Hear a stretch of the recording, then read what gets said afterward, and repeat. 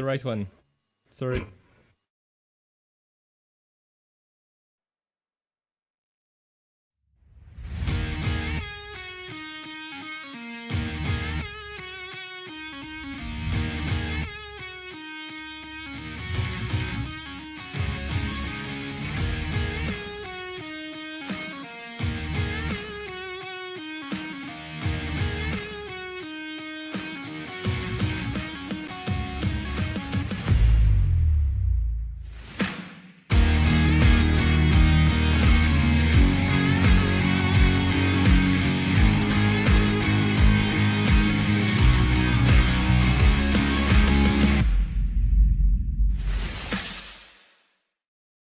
Woo! Hey, welcome to LeFilmNation.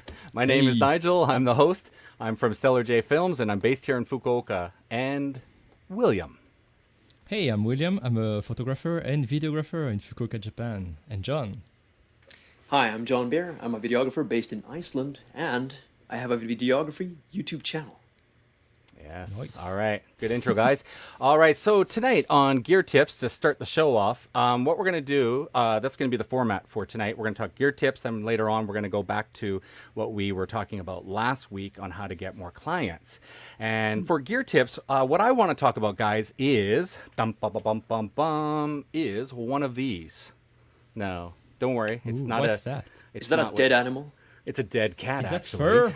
Fur is murder. Fur. It's fur. It's my baby. It's my shaver. What I want to talk about is actually microphones. And I've been posting on Instagram and Twitter and really just kind of having some fun, posting some gear and things like that, like gear that I use. And I know microphones is something we love and hate.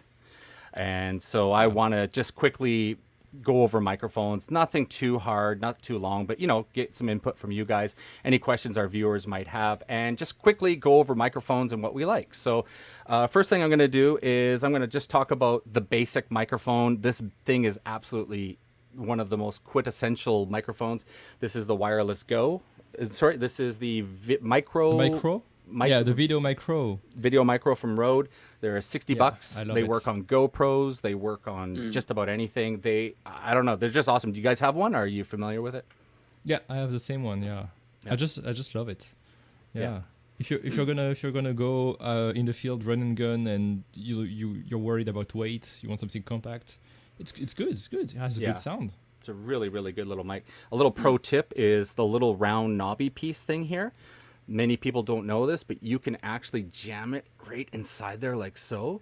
And this will actually make this cord, this part can move around, but this part will actually stay right in the back here, and that you won't get any movement inside the mic. So that's a good little hack tip there for helps that. the mic also not fall forward because of the weight of the dead cat, right? There you go. There pretty you go. good. Yeah. I would like so- to add that this microphone is small and compact enough that it's suitable for GoPros as well as smartphones as well. So That's very right. nice little Exactly. small mic. It's really good. it's a- If you're a beginner, if you don't have a budget, this is the best mic you can pick up. Pretty sure. Yeah, Nice. for sure. So I Nice. used that mic for a long time, and it's good. I've had it booming over people, and it's good. It's good. And then I finally moved into the Tascam DR10, and this little puppy here. And what makes this mic really, really special is it has no wireless, no nothing. You just put it. You hit record, and it's really tricky to do. You got to pull the tab down. It's difficult, which is good. And then it starts to record, and then you put it in the talent's pocket. Comes with a lapel mic right here, so you just put that on your talent. I've ran this thing for like an hour and a half on people, and just like, oh yeah, that person had a mic, and just walked forget over, about took the it. mic off, and yeah. So really, really good little microphone. William, what do you think? You have this one, don't you? Yeah, I bought it on your recommendation. I tried it also from you, and I just really love it. Yeah, it's great because it has all the little features that you would want for that kind of microphone. Like it has a compressor and a limiter, so you're never gonna have any peaking. Like the voice is never gonna go too high, and it has auto level too and compression, and you can also record a second track, like a safe That's track. right. That's That like safe 12 track has dB really, lower. really saved me. Yeah, it's really saved yeah, me. exactly. I have a Sometimes question about you the have, Tascam. Yeah. How sort of idiot-proof is it? Like, could you just turn it on, put it in the talent's pocket, hook up Yeah. the mic, and go? Yeah. Yeah. Yeah. So That's here the we go. point. I'll just, Nigel, yeah, that's the Nigel whole was point. saying like the button is so hard to press.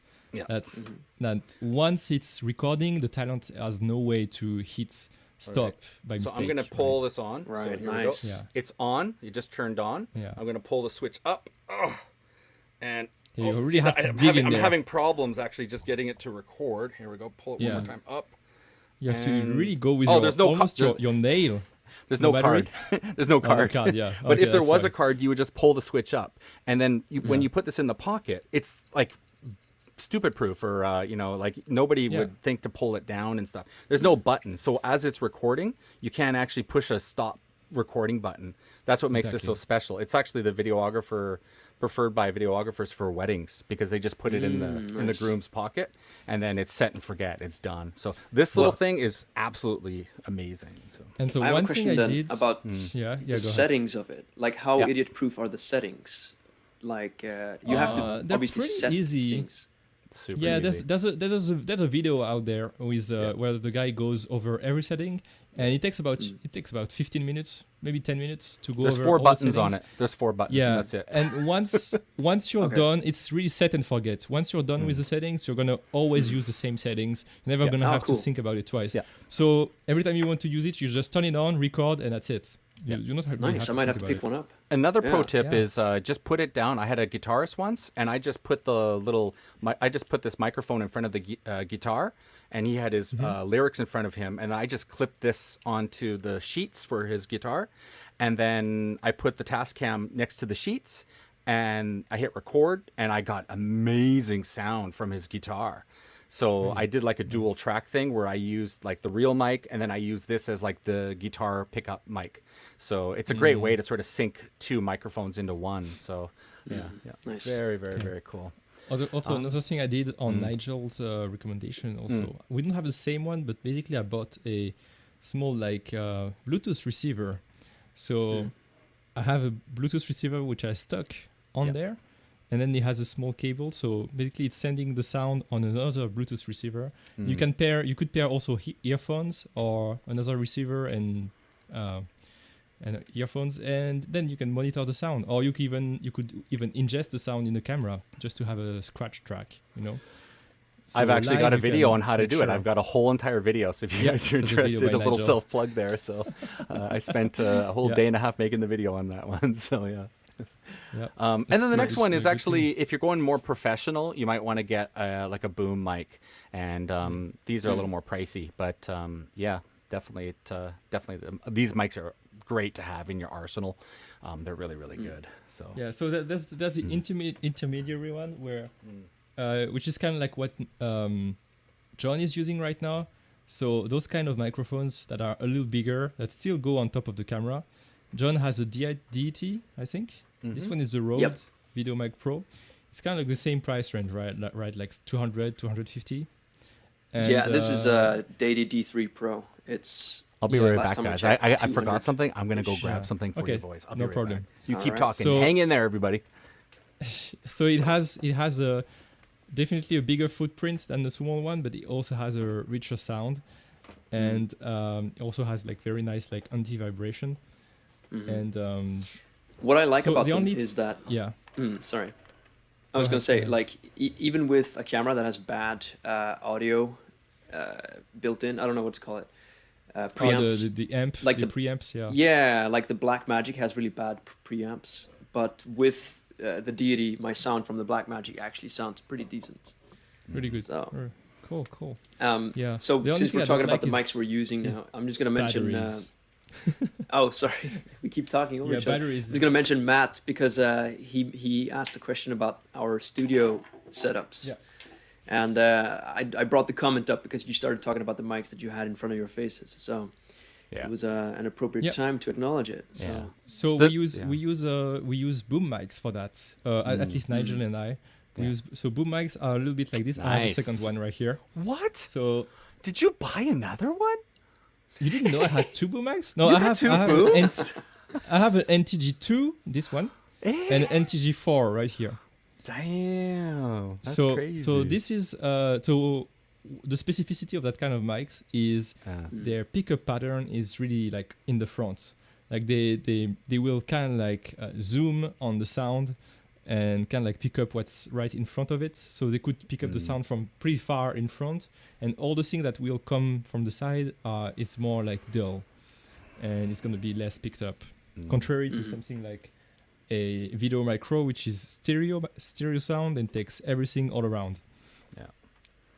So that's the difference. That's why you want to use that for an interview and point it like directly at around that area, like below the mouse. Just aim for the chest, aim for the chest, aim for the chest. So these ones are a little more expensive. They're probably between like $200 and $300. Yeah. But it's just a microphone. There's nothing with it. There's no preamp or anything. You have to buy the cable. You have to buy a sound card for your computer, or something like a Zoom. I have something called a Zoom H5. So you have to run a XLR cable to the Zoom H5 and then use the USB to the computer. Yeah. So that's a little more expensive, a little more complicated, but also the main advantages of these XLR microphone, they have this plug here, which is called balanced audio.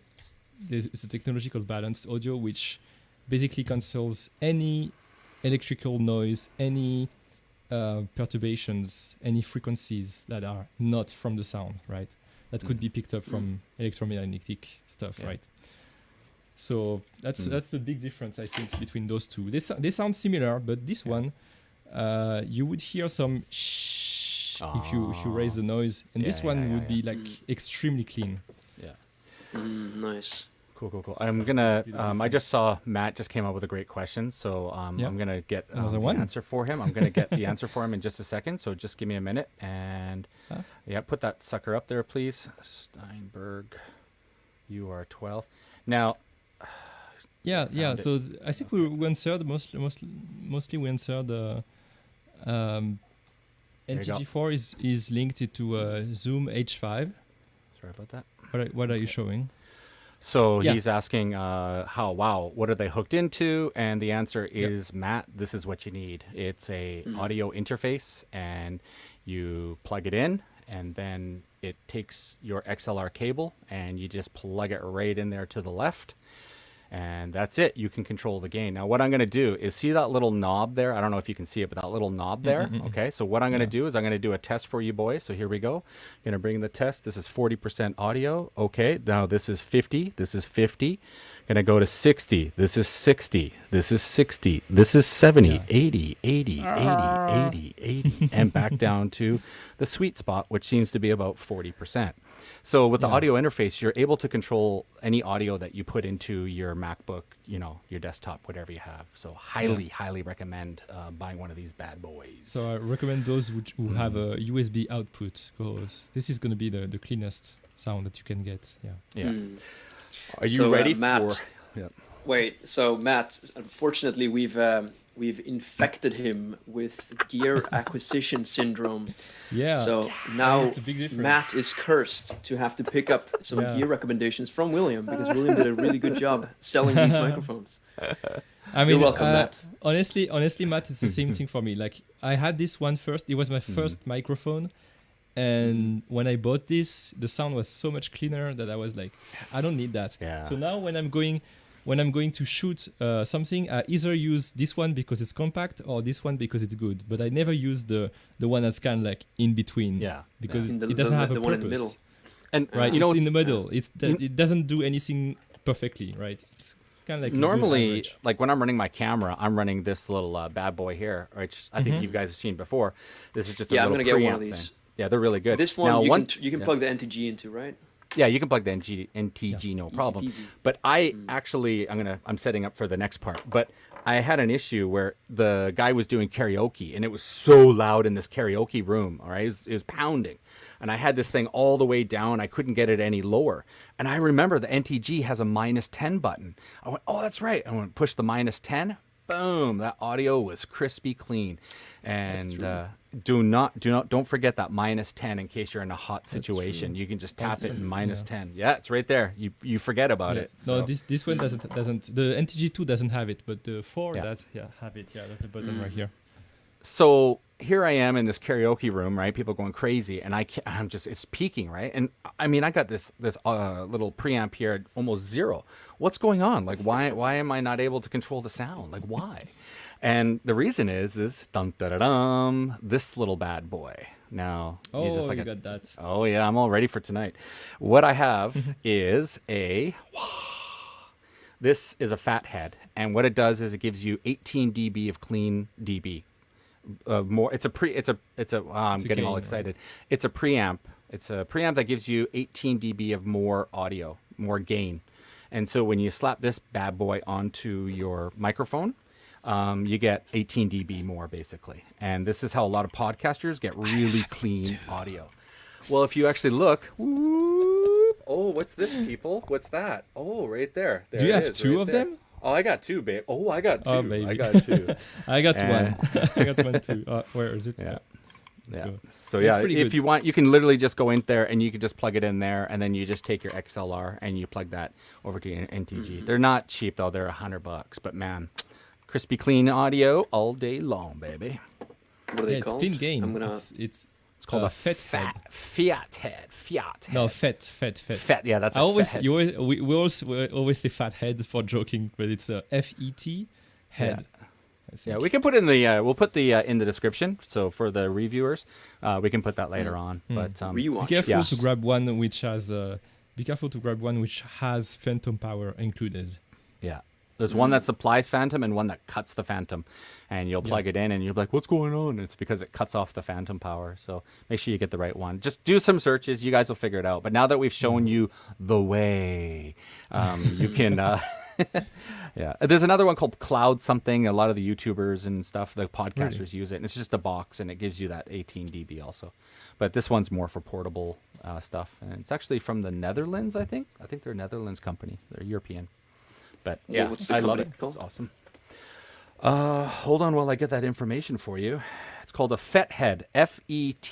Yeah, Fiat Head is from Triton Audio. Triton, that's the one I found. Triton Audio. Right yeah. Okay. Yeah, so Triton Audio. Yeah, Triton Audio, and it comes a cool little case, and it also comes with a nice little pouch there. So you get a nice little pouch. Yep. Stores it in there. Super store your sweet. tampons. All right, and the last one. This is the last one. I picked this up on a job that I needed it for. The guy requested he needed wireless audio, and I went with the Wireless Go. Oh. And they are dead easy. You plug and play, and you have wireless audio. They're phenomenal. Only issue is when the talent is turned around and they're walking away from you, expect the audio to cut out within 20, 30, 40 meters. You're going to have audio cut out. I've had troubles too if the thing is kind of like tilted this way or not exactly in sight. Yep. Yeah. Pro tip. I'm gonna throw you guys a really good pro tip. Is these wireless mics are fantastic. This is what they look like this, and you clip them to the talent. But it looks stupid. Directly. You're not gonna do that. You're not gonna have this thing rode across here. So I just basically take one of these lapels. Hey, Alex. Alex is on the streets, baby. Alex on the streets. Yeah. And plug this into here, into there, and now you have a lapel that just sits here like so. And boom, bada, bing, you got yourself crispy audio with a little wind card there. And I tell you, man, it cuts it out. They're not cheap. They're $10, $20, and they just go right on top like so, and you just plug them in like that. So, highly recommend them. They're awesome. So plug and play. That's cool. Plug and play, baby. Plug and play. All right, we got lots of boys on tonight. Alex on the streets is in with us. Awesome. Been loving your Instagram, buddy. I've been loving the girls dressed up in the kimonos on their phones. I made a nice little comment on him there this week, so it's good to see him on board tonight. We also have a little squallow saying hi. Little squallow. Little squallow. Is that like a bird? Sounds like a bird. It's like a bird. Squallow means bird. Very nice comments coming from Little Squallow. Super appreciate it. I'm the biggest fan. Oh, thank you, man. All right. So I think I just wanted to get into mics. I thought it was a good little topic of discussion. I don't know. I talked a lot. I love my mics. Yeah. But, so Alex seems to be really in love with the Rode Wireless Go. Uses it in all the videos. Yeah, I've used it when filming Alex. I filmed a few YouTube videos for him. You should check it out. Check out his YouTube channel. It's pretty good. Really nice vlogs. Just be careful. I had an issue where the Rode, this mic here, was somehow rubbing and interfering with the wireless, and I heard it in the headphones, and I thought it was just my headphones. And then when I brought it into post, I could hear like a kind of sound, and I was like, oh my god, that was the real sound. So I had to do some post processing and get rid of that particular frequency, that high pitched squeal. So I don't know what's going on, but I think this mic is rubbing on somehow. But it wasn't the wireless; it was this mic that was picking up the interference. So I separated it. Huh? Can you say again? This mic? This mic MTG4? On the top of my GH5S and running the wireless together, I had a bit of a high pitch frequency sound. Weird. And I isolated it, and it was this microphone. It wasn't the wireless, but the wireless was doing something to this microphone. It could have been a wire touching or something. So make sure you put the headphones on, and if you hear something weird, try to fix it. There might be something wrong. So, yeah. Cool. All right. And then last comment there from Alex on the streets. Been very reliable. Did a video last week with it, and sound came out through perfect. In Hakata, from the second level down to the street level. Oh, nice. Wow. Some super crispy audio. Nice. Nice. That's great to see. Awesome. I love people who get good audio. That makes me happy. So, yeah, that's good stuff. Good audio makes you happy when you watch a ton of videos. Nothing worse than audio. And the last tip is people love good audio. So people are forgiving. If it's poorly filmed, they'll if the audio is good, they'll watch the video. But if it's the opposite around, well filmed but with bad audio, your audience will click off. They're like, I have no idea what I'm seeing. But if they can hear it, so exactly. So make sure you get good crispy audio. So obviously we have both nice image and nice audio today. Yes, we're trying our best. Yeah. All right, cool. All right, let's move on to the next one. So all right, let's move on. So last week, here we go. Last week on LeFilmNation, we had Peter. And go ahead, William. Explain what happened. So what was Peter up to last week? Previously on LFN. Hi. So last week we talked about our imaginary character called Peter. And Peter was a young videographer. He just bought a camera. He's starting to get clients. And so now, we ended with Peter having done a few projects for his friend. He has a few nice videos under his belt now. And so what's the next step for him? Like how to leverage his portfolio and try to get better clients and maybe finally be paid what is worth. And so I like the way that you worded it. So you said to dress for the job you want. And that's what I wrote you explained what that means. You said that your portfolio should reflect the type of work you want to do. I think that's a great way to remember it. Just dress for the job you want. So Peter has been doing all kinds of videos. Yeah, that's a saying that's very famous in like people who are looking for a job or want to change their job or whatever in the business world. But I've never thought of it in terms of portfolio or like resumes. So, in your example, Peter has been doing a lot of different jobs for different people. He's maybe done a music video for his friend. Maybe he did a little video for a restaurant, a buddy of his. But now you need to decide what to do. Like you need to niche down. And there are certain benefits to finding a niche. So we have another banner here. Don't be a jack of all trades. Choose your niche. Now, why is that important? You guys have any takes on that? Yeah, that's a good one. So try to focus on something that you're good at. So if you're a puppy photographer / puppy videography guy who specializes in breeders, you should focus on, the puppies and all the cuteness of what they are. And then next week you're off doing, a wedding. And then when they come to your website, they're expecting puppies and all sorts of cute little videos. And it's Jack and Jill's amazing wedding, kind of thing. So the user gets confused. So I'm going to be changing to that style pretty soon. I'm going to be revamping my website. and I really want to focus on a certain type of, area, and I know I have to sort of change what I've done previously. Not change, but not expose people to my previous work as much.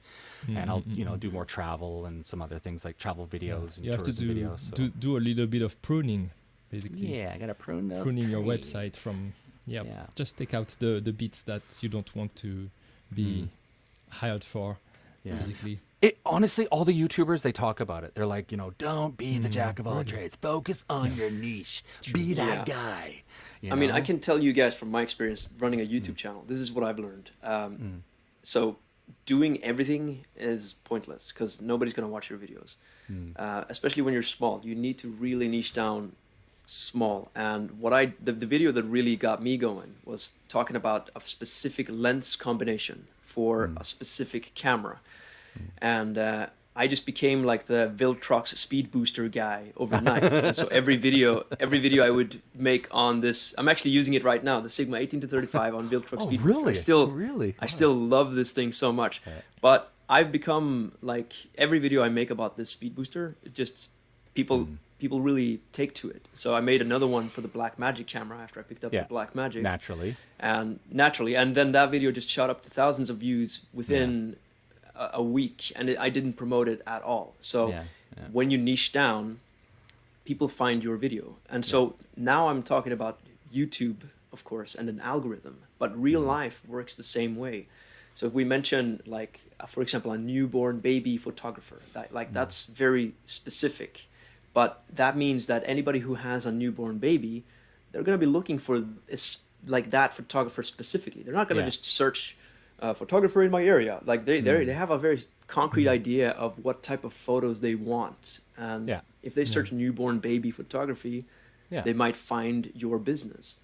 And I think the cool thing about that too is that like you will be good at everything photography related. So once people know you as this specific newborn baby, you can still take on other work because like some clients might need photos for a different type of photo shoot, but they will know you from the good experience that they work with you, or they will recommend you to someone who needs you. So it's not boxing yourself in. I would say it's more like a what's it called? A filter to get new clients, and then after that, people will recommend you through word of mouth. So it's the initial search. That's where you catch them, by niching down. Also, you have to realize one thing is you might feel like you can't do any job, and maybe you can. Like that, taking these kind of pictures is not so much different from these kinds.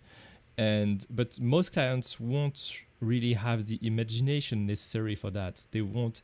If they see you shooting a rock concert, and you know that shooting a rock concert is super hard. It's really hard. Strenuous work. It's really really hard. But they won't think, this guy can also shoot corporate portraits, right? Even though it might be easier. Even though it might be easier because it's so different. So they lack a little bit of imagination like that. So you want to make the job easy for them to understand right away what you're about. That's the point. I think personality of who you are as a videographer is really important too. So like I'm a pretty I just want to highlight guy. Sorry, before we move on for that, SEO, that's a huge part of niching down as well. It benefits your SEO. So thanks to Little Swallow for that little input there. Of course. Then it makes it easier once your portfolio looks like one genre, to then choose what kind of SEO you want to come up for, right? Because it's hard to come at the top for any genre, right? So at least you can focus on one thing for SEO. That's the point. Yeah, for sure. So what I mean is like my personality, I'm kind of like a big funny guy when I'm out there filming, having a good, enjoying what I see. And I freak out when I see amazing things in Japan when I'm filming. And my personality is kind of in my brand all the time. So if I'm a quiet, nerdy type who only does corporates and sits back and asks a question, that's it, and nothing else, you know. So I like to be a little more active, you know, push the trainer and tell her to do stuff, and that's because my personality is like that, right? So so it depends what kind of person you are. You got to know what you're good at and stuff, and whether or not you're a mini director, and you can tell people what to do, and you know what you can do. So it's That's a a bit good point too. Yeah, that's a good point too. Interesting. Yeah. I would say, I know yeah, I want if you don't feel like a director, shooting concerts, which is something I've done a lot of now, you don't have to direct anyone at all. Like they get up on stage and they do their thing. So if you just want to be a technical videographer, then doing like concert stuff, that might be right up your alley. Yeah, I've done concerts like 1,000 people, you know, in the audience, and I'm the main cameraman, and it's hard work because this concert starts at 10 and ends at 9, you know, so it's like the longest day of your life, you know, so it's like, no, it's kind of no fun, you know, so. Weddings are pretty long too. Oh God, don't even start with the wedding. I did 8 to 11. Oh yeah, 8 in the morning to 11 in the. Oh geez. How do you even have enough storage for all that? Oh God. I was only photo. And Alex says dressing for right for the maid cafe for job. my maid cafe job. Right, you wouldn't want me being the maid cafe girl outside going, "Lush, I was there. So hi, please come down." So Alex, I expect to see you in soubrette next time I see you. Yeah. Oh, that's funny. we'll see a skirt. Could you imagine me as a maid? That would be the funniest thing ever. Like you got the chest hair sticking out, you know. I want to see you walking like that. Ding, ding, ding, ding, ding.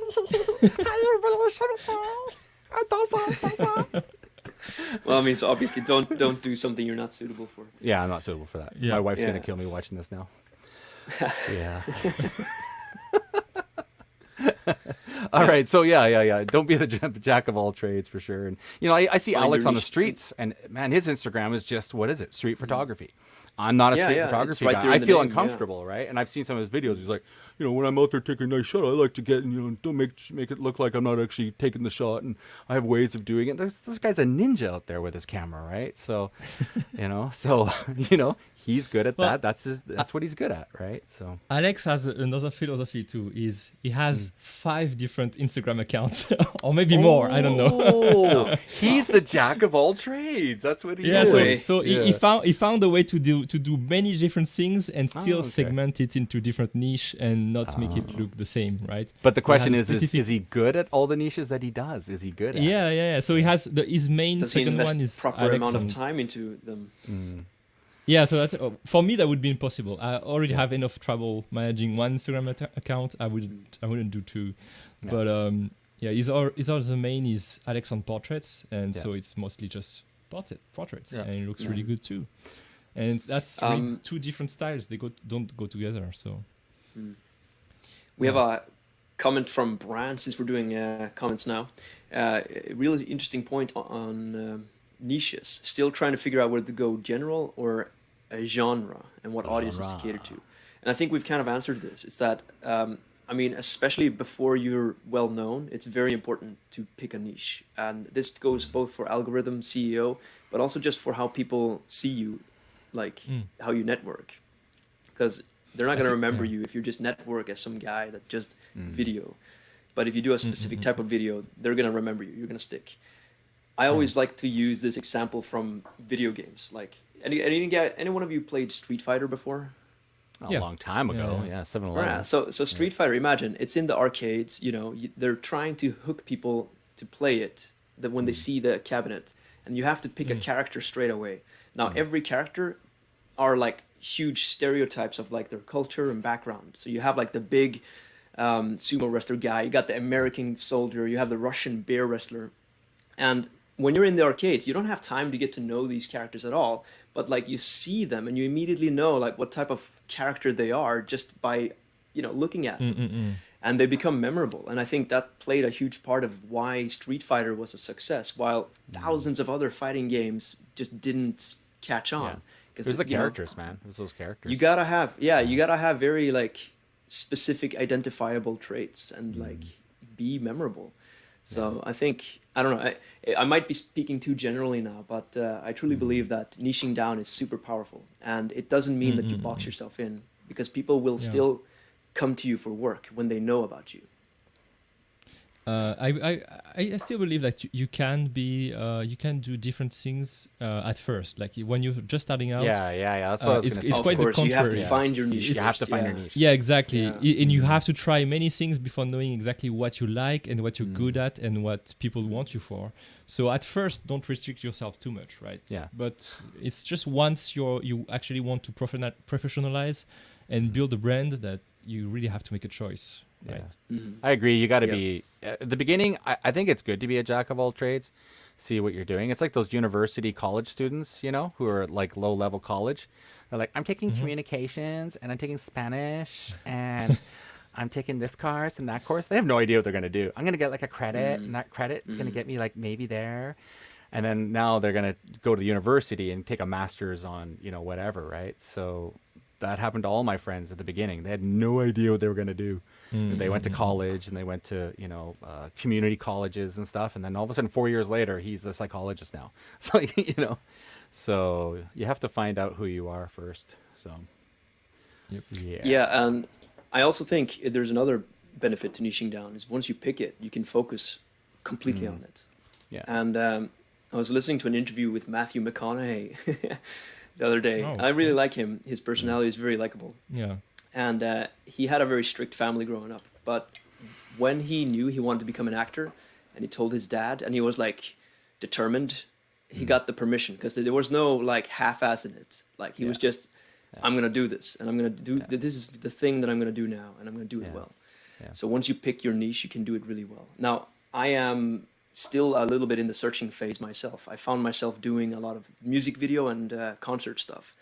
So I'm not sure if I'm going to stick to that or get stuck in that, but I want to branch out myself. So we're sort of, the way I'm communicating it is sort of like how, as a problem that I'm grappling with right now, I guess. Yeah. I think you're doing good, man. I like what you're up to. I think you're moving in the right direction. So I think Iceland's got a lot of concerts, a lot of things because of the A lot of Eurovision. creative people for sure. Yeah, you guys are very Yeah. creative over there. So I think you can do these crazy, funky, you know, way out there videos and stuff like that. Yeah. So I think it's maybe That's you what's know, being served up to me. It's at Yeah. least the way I feel it. So yeah. I might have to work hard to get into corporate, but I really want to try to do that. So now I'm, yeah. you know, I'm the guy who's like in college, like, what should I be doing? Yeah. But yeah, trying to find the way. And also, you got to think, where's the money? I mean, This I got a is the friend. way. I got a friend who's a musician, and we were just having a big chat, and he wants me to, you know, help him out with his music business over there in Canada, in Vancouver. And he was mentioning like musicians don't have a lot of money, but in Canada they get a lot of grants from the government. So they get these crazy money to, you know, promote themselves. So he said those are the people we have to focus on. It's not the band with the 4 guys who have like $200 for a video. He's like, you have to go for the grant people who have the money. They're successful. They've kind of proven themselves already. They've applied for a government grant, and now they're going to be they want a music video. They need this. They need that. They're ready to go, and the Canadian government supports these people. So he said that's who we need to focus on. I was like, oh wow, this is actually pretty cool, right? So. Yeah, sure. You got to be careful. So you with have to musicians. research that, right? Yeah. Yeah. Oh, and I think we should throw that one up. Yeah, Okay. I just, Yeah, you just did. Andri love Gunnar, some Icelandic guy. It's awesome. Ooh, Really? that's cool. That's cool. Okay. All right, so our friend Peter Tack there, för det. he's Komma. Peter's focusing on he's branded himself out. He's all the way out there. He's got lots of jobs coming in. He's doing weddings, you know, all those things we've been talking about. And maybe Peter's looking at a possible niche and moving into it. Maybe he wants to do his website. He wants to get, you know, the T-shirts, and I don't know. He's really thinking about this particular niche. So what's the next step for Peter, do you think? Or am I jumping the gun too much, or? Oh, no. I mean, Yeah. so you mean he picked his niche? I don't know. Maybe he hasn't picked his niche yet. Maybe I jumped the gun a little bit. Maybe Peter's still finding Where- out who where were he we? is. Well, so I would say like we can go to this point here, this talking point. Sure. Get to know your clients. Ah, okay. The like once you've considered a niche, you need to figure out like who are you making videos for? What's their motivation for having a video? you have to know everything, like all the things that they struggle with, all their pain points, and then you also have to know what services they offer, so you know what to promote in them. Um, I mean, that's why I always like to say musicians are easy, because it's obvious. MTV showed it already decades ago that musicians need video. Like, this is how you make music that sticks around through generations. Yeah. Like, that's the music that becomes sticky. But it Yeah. might not And be it's as just- obvious for like fitness just art, though. instructors. Yeah. Yeah. Yeah. So, you need to know how video can solve their problems. Yeah. Every time. Anything you have to add to this? Yeah, no, totally. I got one think here. What, Yeah, Nigel, go ahead. what Nigel said earlier was already talking on to that. Like, no, the fact that you know that those musicians have a grant, say in Canada, Yeah, that's a really that's good true, point. yeah. Like, that's good research. You should do that Yeah. kind of research, knowing what are the market conditions for them. Where is the money? Nigel, yeah. Well, I wrote this out. I don't know if it's a big one, but make better work and always over deliver. So like when you know your client, make sure you make a damn good video for them. If they're a high end, then you might want to bring drones in. You might want to outsource. You better make a really good video that's just over the top, because this particular client has a network of 3 million people across like the globe or something. They're a big company. So you might want to think about outsourcing, getting some help. Don't try to do it all by yourself. I'm running into that problem where I try to do too much. And so I think, depending on who your client is, right? Mm-hmm. Yeah, go ahead. When you know you can raise your prices, that's when you can also budget for help as well. Yeah. Exactly, And that's a great way to get into a niche when you're starting out. You are the help that gets brought on, maybe, and somebody else is heading the project. So that's how I've gotten into a lot of the music video stuff that I'm doing now. I'm just the camera guy that somebody happens to know, and they bring me on. And I mean, that's a great way to get your foot in the door as well. So For sure. be the one that delegates, or be the delegatee. The delegator. Delegator or delegatee. Yeah. Stop begging for work. Well, I've found this myself. Like, when I try to give video for free, man, I can't even sell the idea of a video for free. I can't get them to commit to it. So, I mean, you really have to, pretty crazy. know your value a little bit, and To also be honest- know how to sell the video idea. Most of my clients have come to me every time. I've never had to go out there going, please give me a whack. Oh, please. It's always been, they fill out the form on my website and they hit me up. I got drone jobs coming in, hey, we need a drone pilot, so they usually come to me. I don't really go to them anymore. I just get emails and messages coming in. Hey, Nigel, I saw your video last week. That was amazing, So that's kind of what I've noticed is I don't go out looking for the work. They just come to me. So I think that's good one for you, thing. man. So that means you probably nailed the portfolio part and the SEO probably also. I don't know. We'll see. Do you get Well, let's much- see. Like, Yeah. you're a you get drone much videographer contacts, in Fukuoka, Japan, so that's Yeah. quite niched down. Yeah, it's very nichey, right? So can you imagine Do you Vancouver? get- It's totally different Vancouver. It'll be all completely Yeah. different. So yeah. Those people who contact you through the contact form, so that are they people who don't know you, like who don't have any connection to you? They most knew likely? me. They knew who I was, and they sent me a messenger kind of thing, like, "Hey, we need a video. How much?" And I just said, "Go to my website. Here's a link. Go there. Fill out the form, and then please do that. And then if you want, I can show you the form if you guys want. It's easily available for anyone to see. I'm not gonna sugarcoat hide anything here. So just give me a minute here. I'll just go to let me get rid of the first thing at the beginning here. Contact, partner, services. Yeah, here it is. It's in English. English video inquiry. Getting ready to share the screen. Share the screen. And this one here. Hit share. In a nutshell, sorry about this.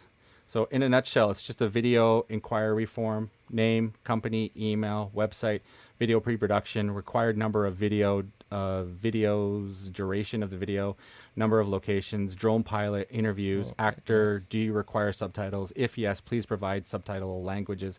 Do you require voice narration? Purpose of the video, additional information, and a file upload. That file upload, they always upload something. They said, here's a PDF basically. that is Oh, it. yes. So So it's a very more like technical oriented thing. You really want to have like as much detail as you want Yeah. as you can to Yeah. make an estimate, right? correct. Because how are It's you more gonna? like something. Yeah. How much is Yeah, the for video? sure. How much is it? Yeah. I don't know. What do You you guys always want? get stuck with that. yeah, what do you want? Exactly. Yeah. Right? And when you Exactly. get that, I'll tell you, man, you get that message on your phone and you just start scrolling. Hey, wife, take a look what I just got. Oh, yeah. Right? So now you can send the quotation out and actually give a proper quotation. So get to know your client. Yeah, clean. Yeah, and the cool thing when you know your client too, I've done this once in a sales meeting. It's like I've outlined a plan to help them, like outline a plan of videos to make for them, Nice. and then it's like a free consultation, and they're like, oh yeah, that's awesome. Like they like the idea, and the videographer perspective, they haven't seen that perspective yet, and then you end with like, would you like me to help you with this plan? And they'll go like, yeah, and then you name your price, and now you're at like a really good position to name a price that is actually in line with the value you're offering. And this is where you want to be when you want to name a higher price. Like you don't want to do $300 jobs your whole life. You want to do 1,000, 2,000 plus. So doing that free consultation, I think, is important for sure. those higher gigs, for sure. Yeah. You can always go down in your prices. Just go high. It's going to be this amount. Ooh, it's really expensive. Okay, I'll give Start you a high. little- Start yeah, high go and go low. Yeah, go low. Yeah, start high and go low. Don't Never worry, do the other way. Balls of Yeah, steel. I've heard some. Never start by saying like, oh, my rate is this much per hour, so that would cost that would be 10 hours. So you start low and you're starting raising. Yeah, they're gonna. Don't make They're people. gonna see, yeah. It's just a simple psychological trick. It's called anchoring. So if you start by saying, oh, my cost is $100 an hour, so and you start saying, oh, but you need 2 hours here, 2 hours there, and they will try to make the hours lower. It's as simple as that, because you started like nitpicking and you started with a very low price. So instead, if you say, oh, usually for an interview plus video of your shop or your restaurant or whatever, and do a 3-minute video, I charge around $2,000-$3,000, depending on what you want, and then you can start negotiating from there, right? Since we're talking about price Exactly. like this, I want to branch into this little line here. It's a paraphrase of something I read from a book called Pricing Your Freelance Projects by Tom Hurst. It's a really, really good book. It's Cool. not expensive. He sells it on his Twitter. And this guy has been doing freelance work for over 10 years, selling websites and code. And his philosophy, like branching into this selling value rather than time. The book talks about this a lot, of how when you sell yourself based on time, this is very important. When you sell yourself based on time, two things happen. You put a roof over how much you can earn, and then also you're asking the client to take on all the risk. So, for example, let's say the project, you give them an estimate. Okay, it's going to take 7 days and X many hours to finish. You give the client the responsibility to take the risk that if the project goes beyond that they're going to have to pay more. So that's a really bad and like anxiety-inducing situation, right? Like, what if the project goes on further and then you have to ask the client for more money? They're not going to be very happy with that, and they've taken on that risk, and maybe they didn't understand the risk that they were taking on with this sort of pricing on time methodology.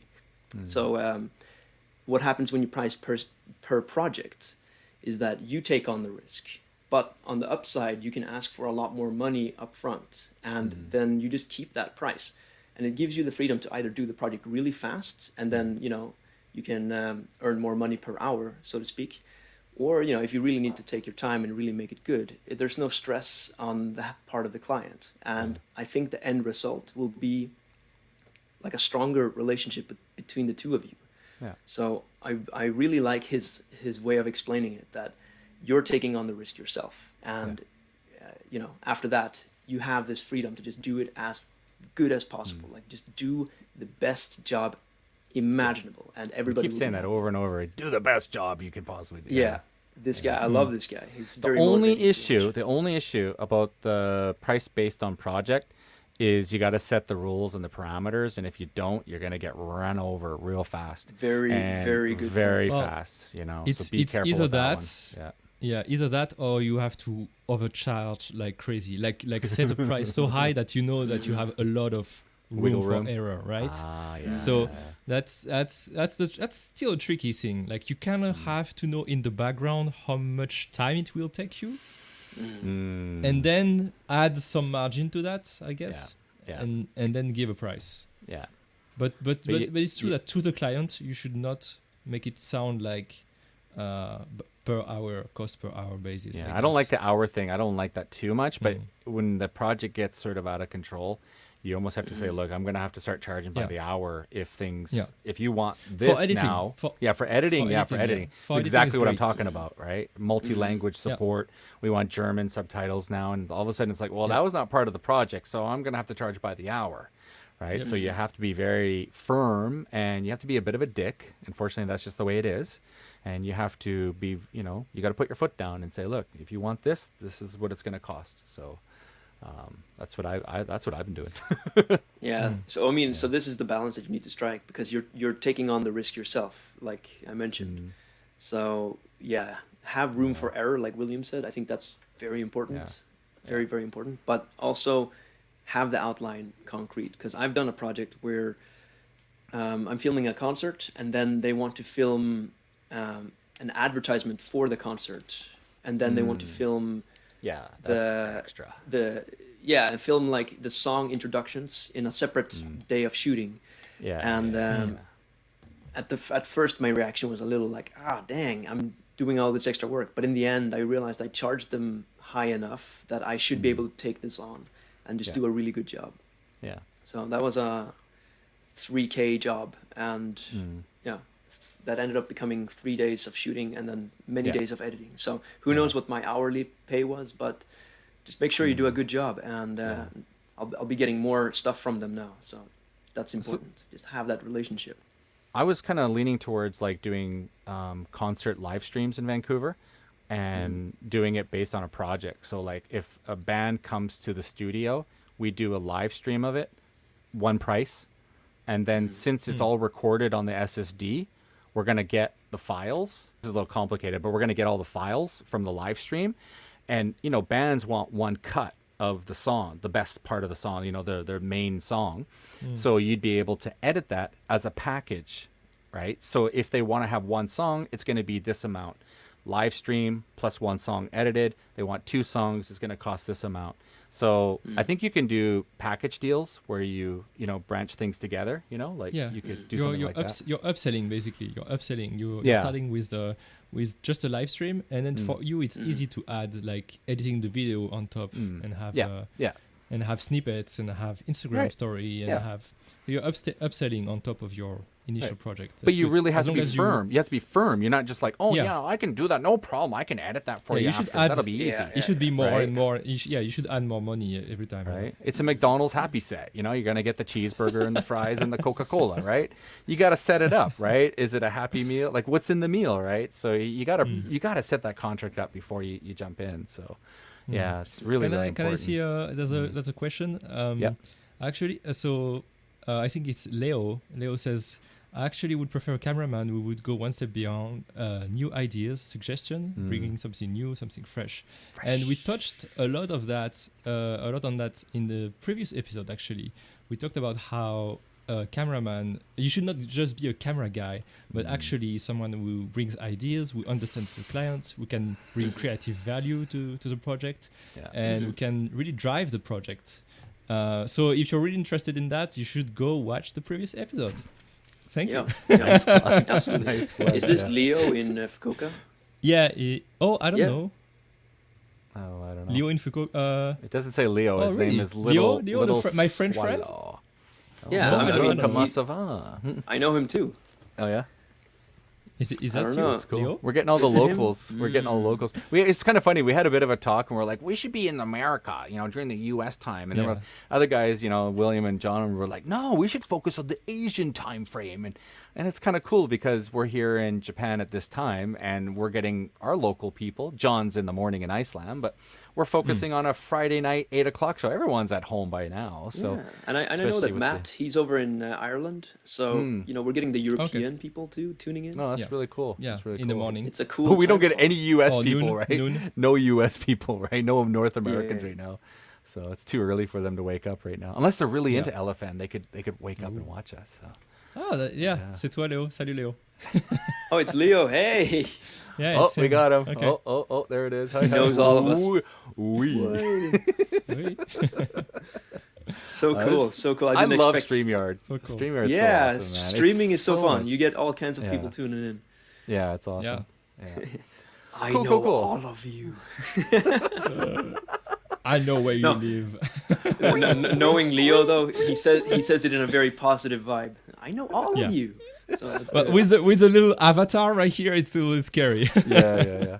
And that's what you call lost in translation, right? You get these texts and you're like, I know all of you. And it's like, no, I know all of you. Right? Totally different, right? So Yeah. that's awesome. Don't And, even ask me to do an Irish accent. I'll try to do the Irish accent. That's horrible. I Oh should no, stop now you're doing just gonna offend him. that. Anyways, all right. Let's move on. Price based on Let's project. move No time. No time. I also do not do the half day and the full day rates. Do not do that. Just it's what it costs to come out. You hear that a lot in the industry. What's your half day rate? Nah, to set up a camera, set up all the gear, that's 3 hours.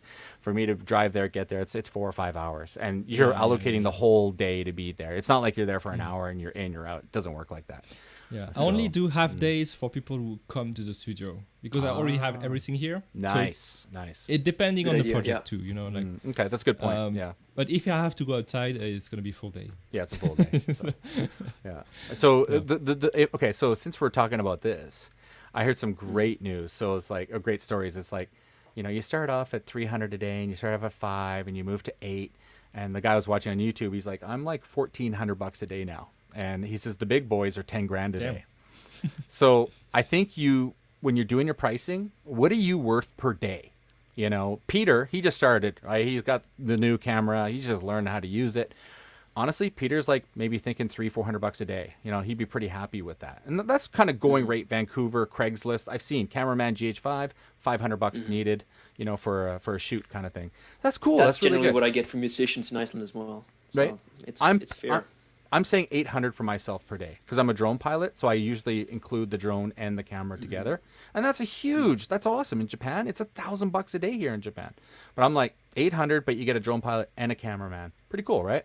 So what are you worth per day to be there? And that's just a separate price as itself. And then you got to think about your editing. What is it going to be for you to sit in front of a computer and take all that footage and process and spit out a movie? Overshoot the price. So if it's $30 an hour, probably I'm going to have to spend 50 hours, 60 hours. 6 times $50 is $3 grand. Okay, so whatever. So I need that kind of price. I would say you wouldn't necessarily mention this price to the client. This is sort of like your behind the scenes way of Oh calculating yeah. your This price. is Exactly. all BTS. Yeah, this is behind the scenes, Yeah, yeah. 100%. Yeah, you're not. But, this is LFN, baby.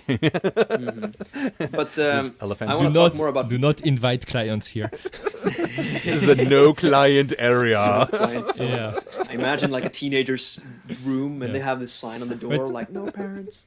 I We should think put that on I that. think No clients. In I the think back. we're safe. I think we're safe because we already got everyone out when we talked about microphones at the beginning of Yeah. the video. So We got Well, rid of so, all those people. Like, what is this crap? I don't like microphones.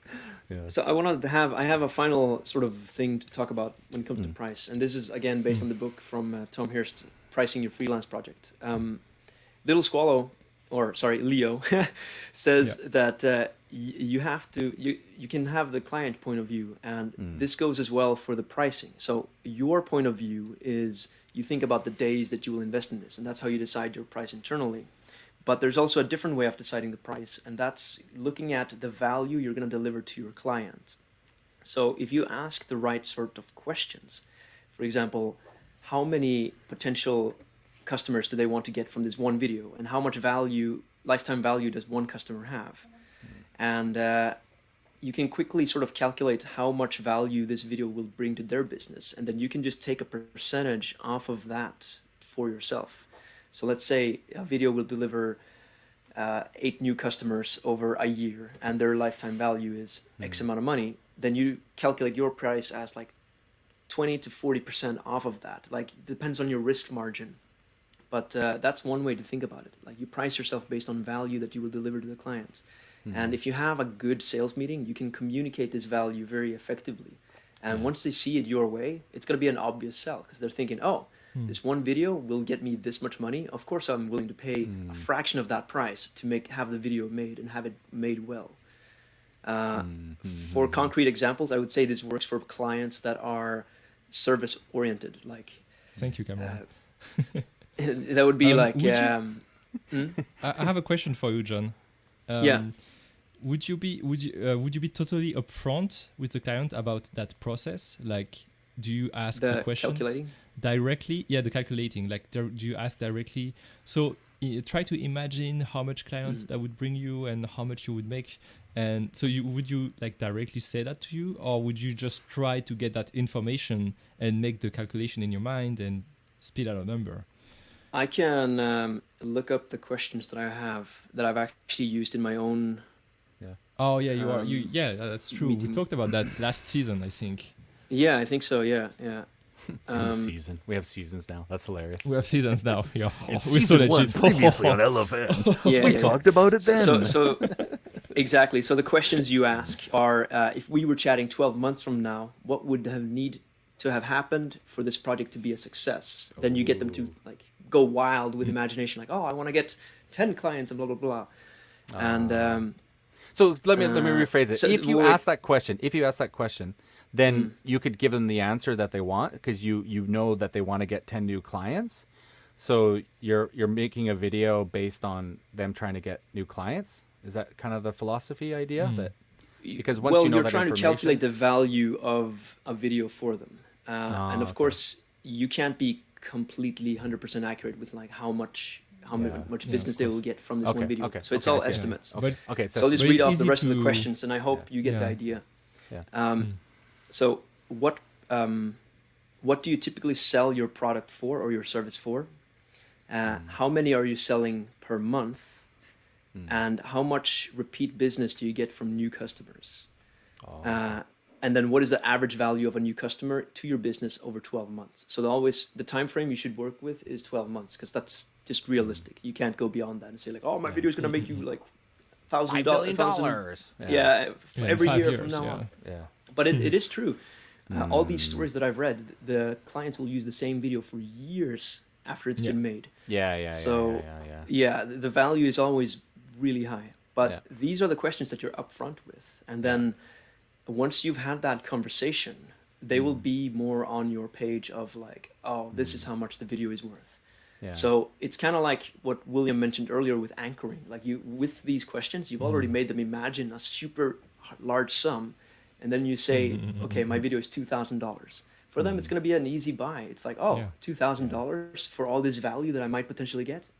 I'm in. Yeah. So these are the questions. Yeah. Also, just to sort of add to the whole client thing, when you say the price to them, they're like, "Well, that's really expensive." It's like, yeah, you're renting my gear. Yeah. You don't have all this behind you. So, when I show up, I show up. Like I'm bringing my A game, and I'm bringing expensive everything. So you don't have any of that gear, and you don't know how to use it. You're paying for me to pull out a camera, know how to film, use the best gear possible. It's a complete package, and that's what you It's get a when you your hire me, knowledge. right? Yeah. So it's Yeah, knowledge you're paying and it's the for- equipment. So You're paying for the years of knowledge, learning, experience, and Right. your time, and then Right. your gear. Yeah. yeah, Exactly. especially photography. That's a great And the example. yeah. Photography is And like then the that, value. right? Yeah. Mm-hmm. So yeah. So I just want to throw that in. They're renting Yeah. your gear for you to show up at that day, and some guys will actually charge them a rental fee for the day. It's $800 for me, and it's $250. Oh, what do you have an interview? Oh, that's $150 for my media kit.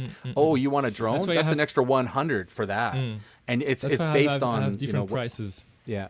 Yeah, that's why I have different prices. Exactly the same. I have a base price, like my half day, and then that's for one camera. and then if I'm doing an interview, then that's my interview kit. I need lighting, I need sound, I need a second camera, and that's more like 800. Yeah. Yeah, exactly. Oh yeah, Matt. Throw up Matt's comment. I love it. Throw up Matt's comment, baby. This one here. Yeah.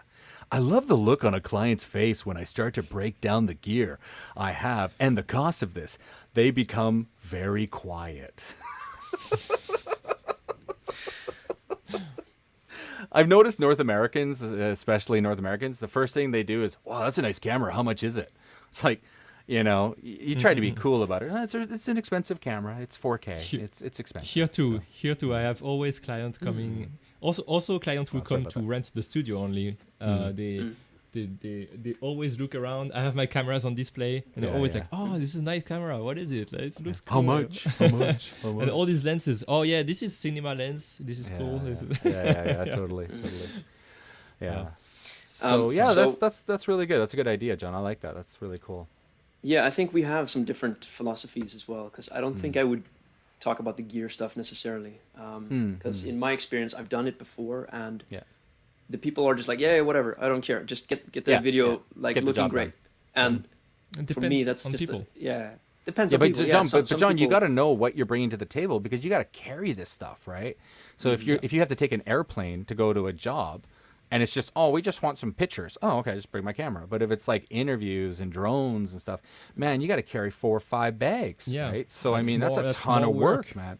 And all the SD rendering in the evening, I have to transfer 3 cameras and drones. It takes me an hour and a half just to do media uploads every night. Yeah, right? Because I have got 3 to 4 cameras, right? So, yeah, but you, Nigel, you have so much equipment compared to to John. But I'm bringing 2 cameras and a drone, right? So that's 3 SDs every night. I got to do media transfers every night. It takes me an hour and a half. So, you know, it's when those I little was things.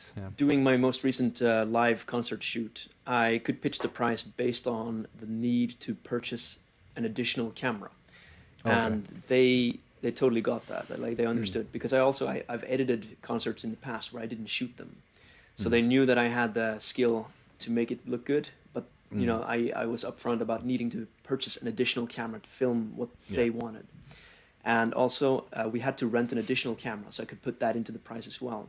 Yeah, so that just became a little cherry on top of the original price. So I mean, for sure, gear. I mean, I think this goes into what Leo says here.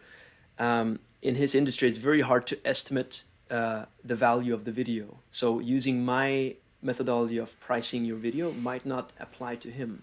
So then you might have to go to the day and gear cost that you guys are talking about. Because I think different pricing for different clients can be very effective to think about it. Yeah. And also, too, some clients don't really care. They're just like, make me the video, like make me the interview video, make it look nice and sweet. I know where I'm going with it already. They don't need you. They're just like, make the goddamn video. Just get it. It depends what clients you're talking to. If you're talking to a production company, someone who has a very precise, who knows exactly what they want out of you, where they want you, when, for how long, and what they want to shoot you. So basically, a production company.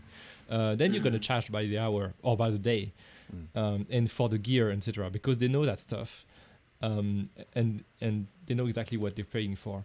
I think the project thing is more for people. It's good for small businesses that don't know anything about gear, and don't know anything about the craft, how it's done, and don't know how much time it takes. So if you go on the time, like they're gonna start saying like, are you sure you need 6 hours? Are you sure you need this much? Are you sure? Blah blah blah. So you should not go into the detail of that. I think with those people, with smaller clients that don't understand the. That comes to the whole. You got to know your client, right? You got to know what they want. Yeah, exactly. So, it's based on the client, I think. Yeah. And finally, there's one last thing you have to know, and that is the going rate for videographers in your area. Now, when you niche down, like we mentioned at the beginning of this episode, you can kind of ignore that to an extent, because you're the only guy doing this one specific thing. Exactly. But still, knowing the going rates is very important, because you don't want to be somebody who is charging way too high or way too little. So it gives you a good ballpark to estimate from. So yeah, know your prices beforehand, obviously. So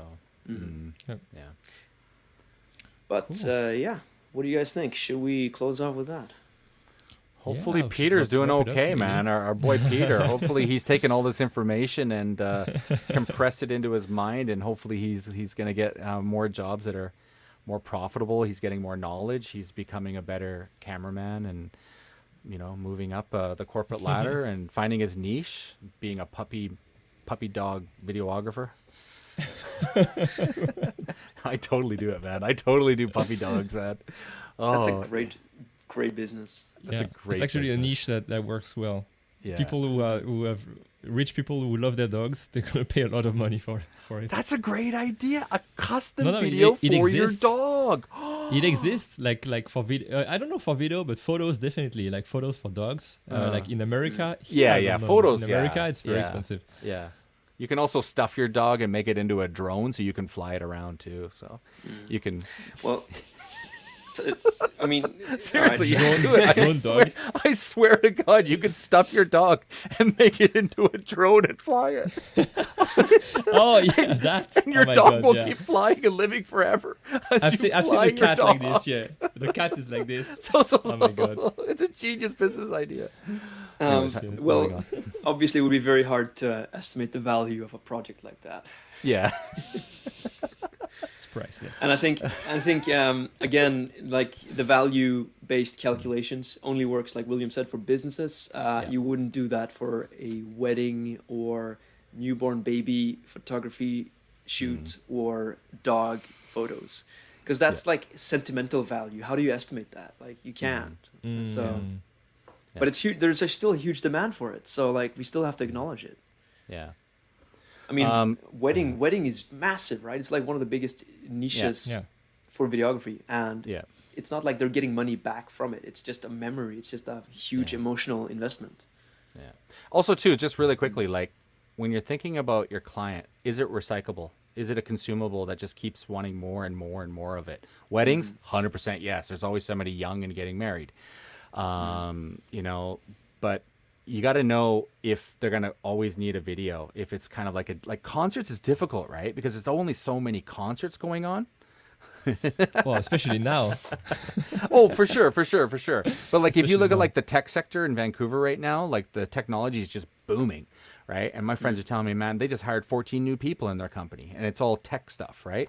So obviously, I think I should move into tech videos. I think technology companies are booming right now. So that's, I think, to me, that's a great market to get into. Money. It's booming right now, but I wouldn't focus on. I don't know. I have no idea, but like hotel promotion videos. Obviously, I'm not gonna move into that market, right? Like Right I just now, did yeah. did you? Oh, really? No way, really? The Bubble Hotel.